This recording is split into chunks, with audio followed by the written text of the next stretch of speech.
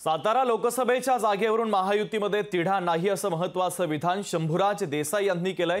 साताऱ्याच्या जागेचा समाधानकारक तोडगा निघेल। मुख्यमंत्र्यांसह दोन्ही उपमुख्यमंत्र्यांसोबत चर्चा झाली आहे। मंत्री शंभूराज देसाई यांनी या संदर्भात माहिती दिली आहे। तर उमेदवार न उभे करण्याच्या निर्णयाचा मी स्वागत करत असल्याचं देखील शंभूराज देसाई यांनी म्हटलंय। सातारला निश्चितपणाने महायुतीच्या जागेसंदर्भामध्ये कुठलाही पेच नाही। मी 2 दिवस मुंबईमध्ये होतो। या संदर्भात माझी माननीय मुख्यमंत्री महोदयांच्याबरोबर चर्चा झालेली आहे।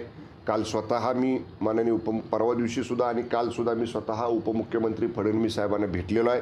माननीय अजितदादांच्या बरोबर माझी चर्चा झालेली आहे। जानकर साहेब या जिल्ह्यामधले आहेत, त्यांच्याबरोबर माझी चर्चा झालेली आहे। सातारा जिल्ह्यातल्या लोकसभा मतदारसंघातल्या जागेचा प्रश्न लवकरच या ठिकाणी पूर्णपणाने समाधानकारकपणे सुटेल। लोकशाही मराठी ऐका, पहा, जागरूक रहा।